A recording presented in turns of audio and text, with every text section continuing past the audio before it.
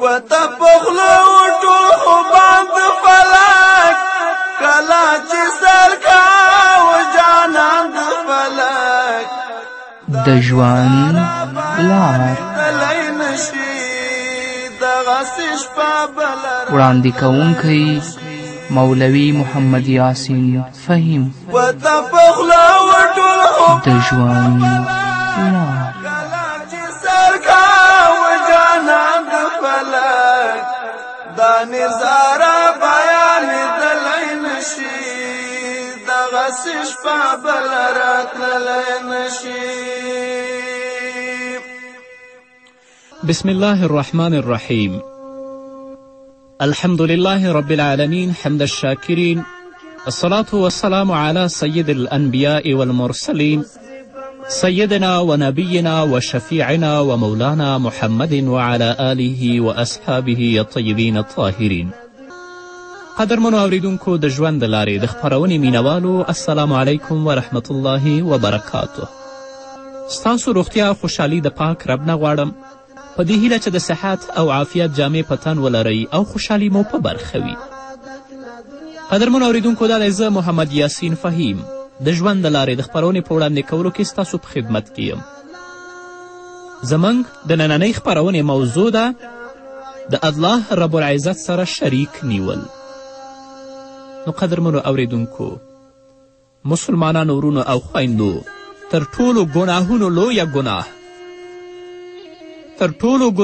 لویه ګناه د الله رب العزت سره شریک نیول دي. د مکې مکرمې مشرکین الله رب العزت دې باندې تباه او برباد کړل چې هغوی الله رب العزت سره په عبادت کې شریک نیوه. او شرک هغه ګناه ده چې هغه قابل د عفو او قابل د بخشش هم نه ده. او شرک په دوه قسمه دی. یو هغه شرک دی چې د الله رب العزت څخه پرته د بل چا عبادت وشي چې دا شرک اکبر دی. دویم شرک هغه شرک دی چې په خپلو عملونو کې ریا کوي. نو د الله رب العزت څخه پرته د بل مخلوق، که هغه پیغمبر وي، که هغه ولی وي، که هغه پاچا وي، که هغه لمر وي یا سپوږمۍ وي، د نورو شیانو عبادت کول دې ته شرک اکبر وایي. او الله څه فرمایي؟ ان الله لا یغفر ان یشرک به ویغفر ما دون ذلک لمن یشاء. الله رب العزت شرک نه بخي. ان الله لا یغفر ان یشرک به. د الله رب العزت په وړاندې یوازې شرک نه بخل کیږي. د هغه پرته نور ټول ګناهونه الله بخي، او هغه چا لپاره یې بخي چې چاته یې خوښه وشي. خو چا چې الله سره شریک راوړ بیا د هغه ګناه نه بخښل کیږي. نو قدرمنو اوریدونکو، راشئ د خپل ژوند د الله رب العزت د کلام په رڼا کې د محمد رسول الله صلی الله علیه وسلم د احادیثو په رڼا کې تیر کړئ او د خپل د محدود ژوند نه په استفادې سره د خپل ابدي ژوند ښایسته کړئ.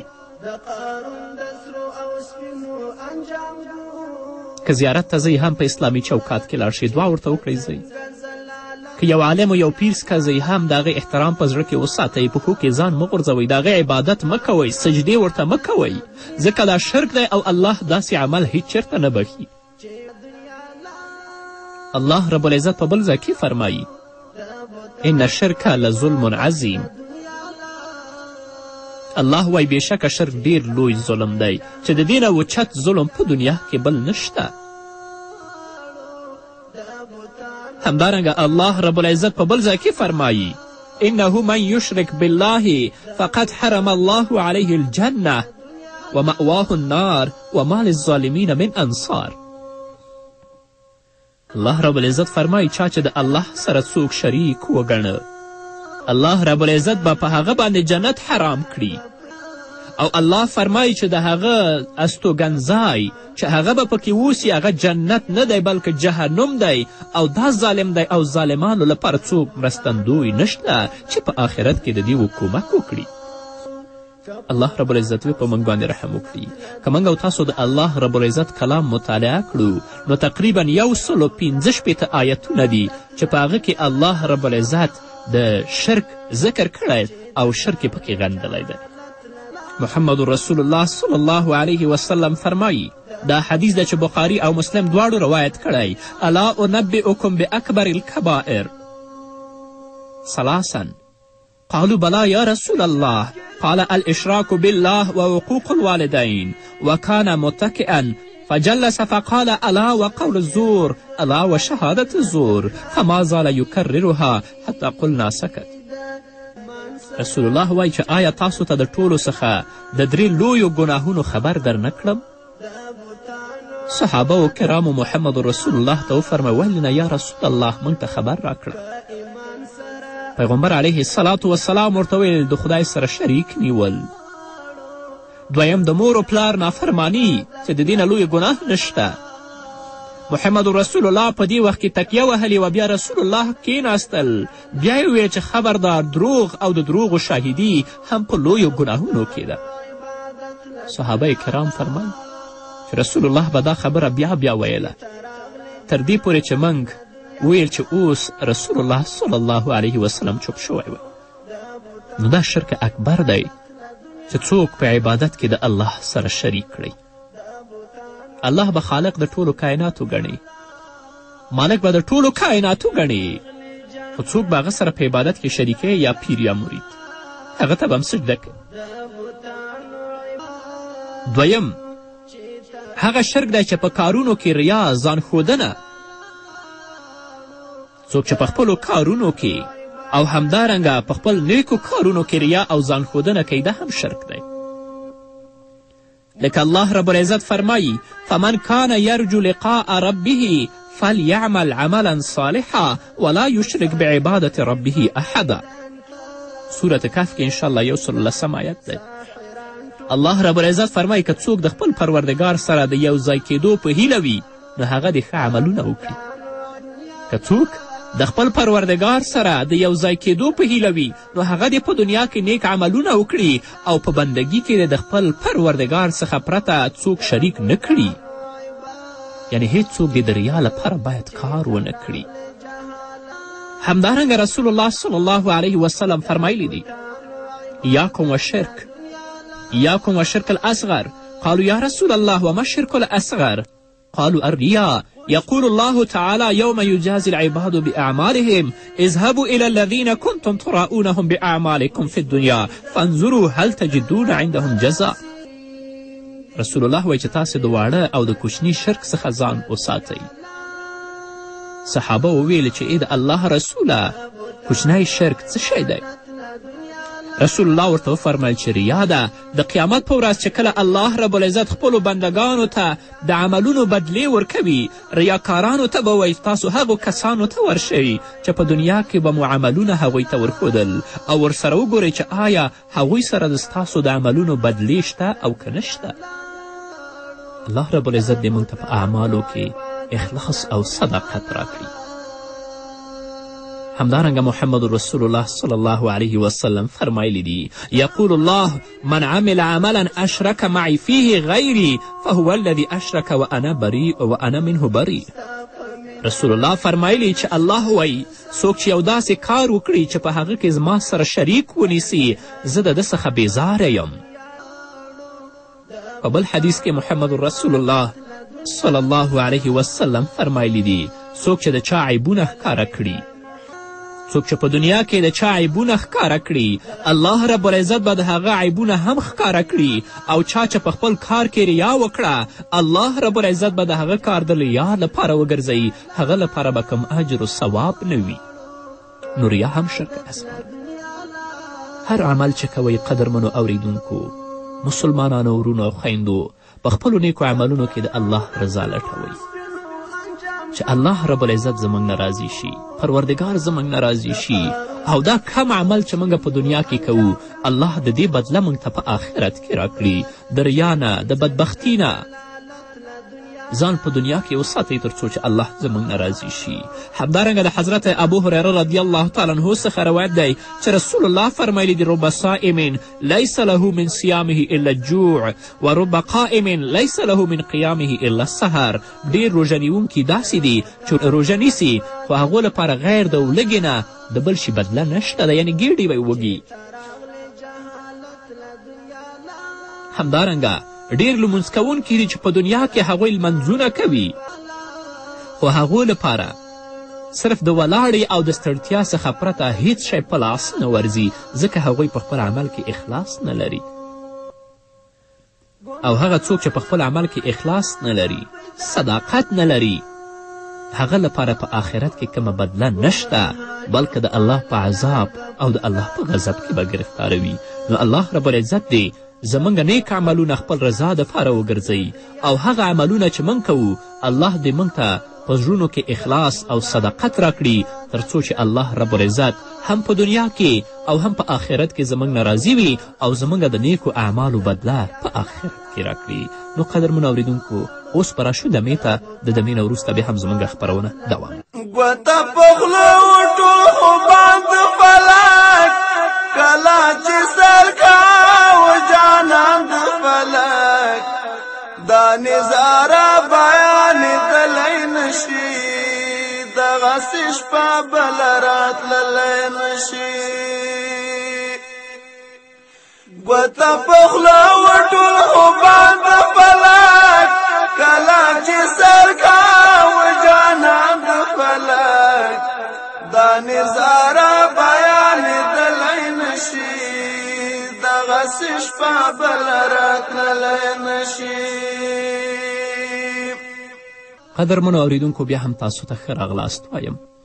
محمد رسول الله صلی الله علیه وسلم په بل حدیث کې فرمایي: مثل الذي يعمل للرياء والسمعة كمثل الذي يملأ كيسه حصى ثم يدخل السوق يشتري به، فإذا فتحه قدام البائع فإذا هو حصى وضرب به وجهه، ولا منفعة له في كيسه سوى مقاتلة الناس له، ما أملأ كيسه ولا يعطي به شيئا، فكذلك الذي يعمل للرياء والسمعة فليس له من عمله سوى مقاتلة الناس ولا ثواب له في الآخرة.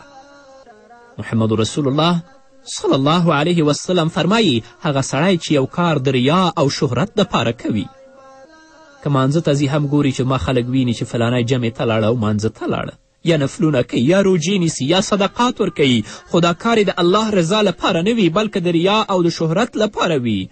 د دې مثال د هغه سړي مثال دی چې د خپله خلطه او بوجې د کاڼو نه ډکه کړې وي او بازار ته یې د خرڅولو لپاره یوسي، خو چې کله د خپل خلطه د سوداګر مخې ته کیدي او سوداګر ویني چې په دې خلطه او بوجۍ کې کاڼي پراته دي، نو دا سړی د شرم او غم څخه خپل مخ او سر ووهي، نو د خلکو د خبرو پرته د دې بوجۍ هیڅ ګټه دې ته نه رسوي. خلک به ورته وایي چې دا بوجۍ کې تا څه اچولي دي، او حال دا چې د ده بوجۍ کې څه شی دي هغه هیڅ ارزښت نه لري، ځکه کاڼي دي. نو د ځان ښودونکي او د نوم ویستونکي مثال هم داسې دی، د خلکو خبرو پرته به د ده عملونه په دنیا او آخرت کې دته هیڅ ګټه ونه رسوي. خلک به په دنیا کې وایي چې فلانی دا ښه کار وکړه، دا یې ښه کار وکړه، ځکه د دې مطلوب هم دا دی چې خلکو ته ځان ورښیي، او په آخرت کې دې لپاره هیڅ بدله نشته دی. نو یا الله، ډېر په تزرو و عاجزي تا ته لاسونه پورته کوو چې زموږ عمل د خپل رضا دپاره وګرځو. یا الله، دا څه چې موږ وایو زه وایم په دې خپرونو کې، ای پروردګاره د خپل رضا دپاره وګرځوه، د کبر و غرور و ریا و سمعت نم ته وساته پروردګاره، چې په دنیا کې زموږ وینا زموږ په مخ ونه وهل شي، ستا رضا دپاره یې وایو یا الله، د خپل رضا دپاره یې وګرځوه. نو ریا شرک اصغر ده. همدارنګه الله رب العزت په سورة الفرقان کې په 23 آیت کې فرمایي: وقدمنا الی ما عملوا من عمل فجعلناه هباء منصورا. الله رب العزت فرمایي چې په رښتیا چې موږ دوی خپلو کارونو ته راوستل چې دوی په دنیا کې کړي ول، او بیا مو د دوی عملونه د الوتونکو دوړو په ډول وګرځول، ټول والوتل، ختم شول، هیڅ بدلی نه درلود.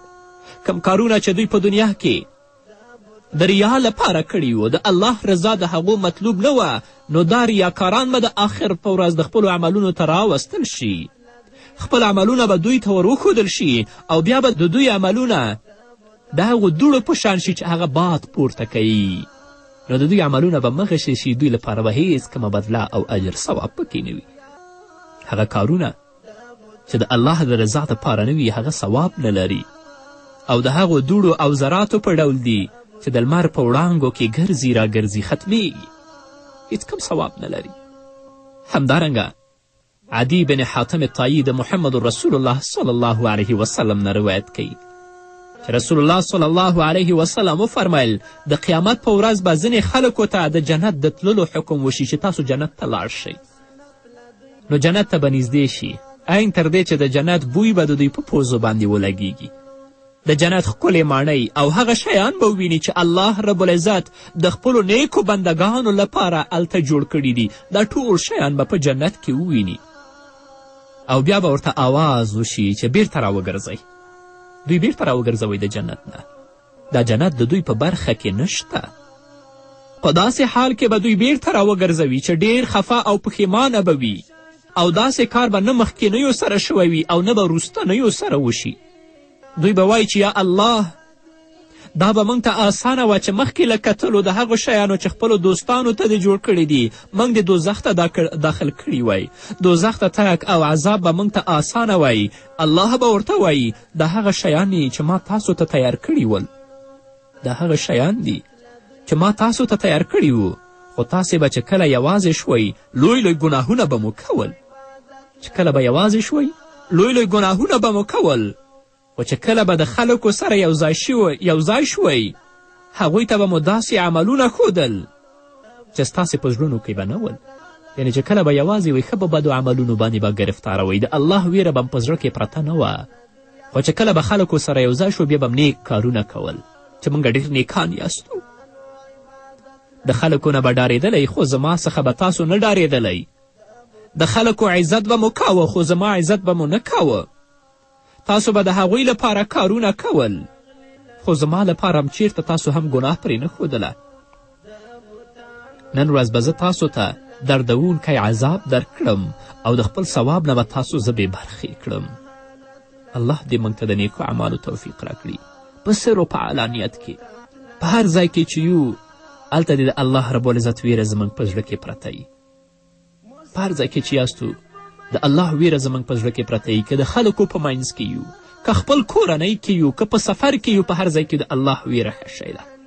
دا نه چې د خلکو تر مخه بد عملونه پرېږده او چې د خلکو د مخې نه لاړ شي په بدو باندې اخته یې، نو الله رب العزت به هلته جنت دروښي، بیا به د جنت نه محروم کړي. د محمد رسول الله صلی الله علیه وسلم نه پوښتنه وشوه. یو کس پوښتنه وکړه یا رسول الله د خلاصون او د کامیابي لاره څه شی ده؟ رسول الله ورته ویل الله تخادع الله، چې د الله سره دوکه ونه کړي. دا د خلاصون لاره ده. هغه سړي بیا پوښتنه وکړه چې د الله سره څنګه دوکه کیږي، د الله سره څنګه چل کیږي؟ رسول الله صلی الله علیه وسلم ورته وفرمیل ان تعمل عملا امرك الله ورسوله به وتريد به غیر وجه الله واتق الرياء فإنه شرك الأصغر وإن المرائي ينادي عليه يوم القيامة على رؤوس الخلائق بأربعة أسماء يا مرائي يا غادر يا فاجر يا خاسر دل عملك وبطل أجرك فلا أجر لك عندنا اذهب فخذ أجرك ممن كنت تمل له يا مخادع. رسول الله ورته وایي چې الله سره دوکه دا شی ده، یو کار چې الله او پیغمبر یې امر کړی وي د بل چا دپاره یې وکړي. د الله رضا ستا پکې مطلوب نه وي، د محمد رسول الله صلی الله علیه وسلم رضا ستا پکې مطلوب نه وي، نو هغه کار چې تا ته الله ویلی د الله رسول ویلی د بل چا لپاره کوي دا د الله سره دوکه ده. او رسول الله وایي چې د ریا څخه ځان وساتئ، ځکه چې ریا کوچنی او وړوکی شرک دی. د قیامت په ورځ باندې به ریا کوونکي ته په 4 نومونو باندې آواز کیږي. هغه کس چې په دنیا کې ټول عملونه د ریا او د سمعت لپاره کړي دي، نو په قیامت کې به هغه ته په 4 نومونو باندې آواز کیږي. ای ریاکاره، او دویم ای دوکماره، ای چلبازه، او دریم ای بدکاره، او څلورم دا چې ای تاوانی، یا مرائي یا غادر یا فاجر یا خاسر، ستا د ټولو عملونو ثواب د تل لپاره بې ځایه شو. الله به ورته وایي چې د هغو عملونو چې تا په دنیا کې کړي موږ سره ثواب او بدله نشته. هغه چا چې تا چل او دوکه کړې ده هغو کسانو ته لاړ شه چې د هغوی لپاره د عبادت کوو. نو لاړ شه اوس هغوس که لاړ شه. په یو روایت کې راغلی دي چې له ځینو حاکمانو څخه پوښتنه وشوه چې مخلصین څوک دي؟ هغوی ورته په ځواب کې ویل هغه څوک دی چې خپله نیکي د ګناه په څیر پټوي. دا مخلص دی. لکه څنګه چې ګناه پټوي همدارنګه نیکي هم پټوي چې څوک یې ونه ویني ریا پکې رانشي. او د نورو حاکمانو نه پوښتنه وشوه چې د اخلاص مقصد څه شی دی؟ هغو ورته د خلکو ستاینه نه خوښول.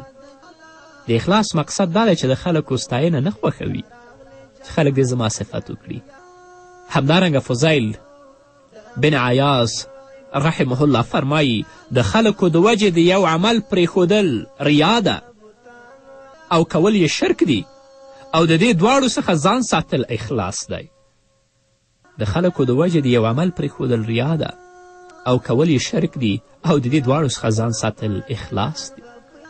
نو ای زمونږه پروردګاره، ای زمونږه خالقه، د تضرع او عاجزي لاسونه تا ته پورته کوو چې موږ د شرک نه وساته، هم د شرک اصغر نه هم د شرک اکبر نه، او هغه نیک عملونه چې په دنیا کې کوو یا الله خپل رضا دپاره وګرځوه. زموږ په زړونو کې اخلاص او صداقت ته ځای ورکړه او تل لپاره د بدو کارونو نه وساته. نو درنو اوریدونکو، مسلمانانو، ورونو او خویندو، هر عمل چې کوئ په هغه کې د الله رضا لټوئ. د خپل محدود ژوند نه په استفادې سره الله راضي کړئ تر څو ستاسو ابدي ژوند باعزته او ښایسته وګرځي. او که په دنیا کې یا په عبادت کې شرک یا په عمل کې شرک موږ او تاسې وکړو، نو په آخرت کې به الله څخه کومه بدله نه لرو، د الله په عذاب کې به ګرفتاره یو. الله رب العزت دې په موږ او تاسو باندې ټولو باندې رحم وکړي او زموږ د ګناهونو بخښنه دې موږ ته په دنیا کې وکړي. نو قدرمن اورېدونکو، دا وه زموږ نننۍ خپرونه چې ستاسو درانه حضور ته وړاندې کړه. تر بلې خپرونې پورې چې زه بیا هم ستاسو درانه حضور ته راځم، تاسو ټول په پاک رب سپارم. پاتې ژوند او پاتې ورځم نیکمرغه. پاک الله مو مل شه. ګوته په خوله وټول خوبان د فلک، کله چې سر کاوه جانان د فلک، دا نظاره بیانېدلی نشي، دغسې شپه بله راتللی نشي. ګوته په خوله وټول خوبان د فلک، کله چې سر کاوه جانان د فلک، دا نظاره بیانېدلی نشي، دغسې شپه بله راتللی نشي.